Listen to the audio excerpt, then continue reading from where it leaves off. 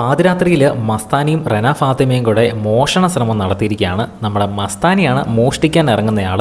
റെന ഫാത്തിമ കൂട്ടു നിൽക്കുകയാണ്. ആരെങ്കിലും വരുന്നുണ്ടോ എന്ന് നോക്കി മസ്താനിക്ക് പറഞ്ഞു കൊടുക്കുന്ന ആളാണ് റെന. ഷാനവാസിൻ്റെ ബെഡ് സ്പേസ് ആണ് ഇവർ നോക്കുന്നത്. ഏറ്റവും മൂലയ്ക്ക് കിടക്കുന്ന ഷാനവാസാണ് എന്നാണ് എൻ്റെ വിശ്വാസം. അപ്പോൾ ഷാനവാസിൻ്റെ ബെഡ് സ്പേസ് ആണ് ഇവർ തുറന്ന് നോക്കുന്നത്. മസ്താനി ആദ്യം തുറന്ന് നോക്കിയിട്ടൊന്നും കണ്ടില്ല. അപ്പോൾ റെന ഫാത്തിമ അവിടെ നിന്ന് ഓടി വരുന്നുണ്ട്. അപ്പോൾ മസ്താനി വിചാരിച്ചു ആരെങ്കിലും വരുന്നതാണോ എന്ന് ഓർത്തിട്ട് മസ്താനി അങ്ങ് പേടിക്കുന്നുണ്ട്. പക്ഷെ അത് കഴിഞ്ഞിട്ട് റെന ഫാത്തിമ പറയുന്നുണ്ട്, അല്ല ആരും വന്നതല്ല, ഞാൻ എന്തെങ്കിലും ഉണ്ടോ എന്ന് അറിയാൻ വേണ്ടി വന്നതാണെന്ന് പറയുന്നു.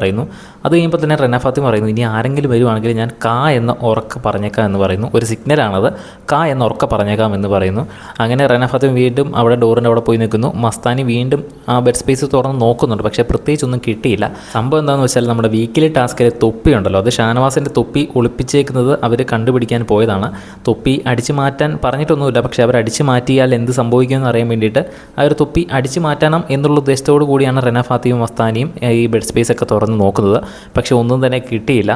ഈ മസ്താനിയും റെന ഫാത്തിമയും മാത്രമൊന്നുമല്ല, അവിടെ ബിന്നിയും അതുപോലെ തന്നെ അഭിലാഷും നൂറയും എല്ലാം കുറേ പ്ലാനിങ് നടത്തുന്നുണ്ട്. എന്തായാലും ഒന്നും നടന്നിട്ടില്ല, ആരുടെയും ഒന്നും മോഷണം പോയിട്ടില്ല എന്ന് തോന്നുന്നു. ഇനിയിപ്പം എന്താണെന്ന് നമുക്ക് നാളെ ലൈവ് കാണുമ്പോൾ തന്നെ അത് അപ്ഡേറ്റ് ചെയ്യുന്നതായിരിക്കും. കൂടുതൽ വീഡിയോസിനായിട്ട് ചാനൽ ഒന്ന് സബ്സ്ക്രൈബ് ചെയ്യുക.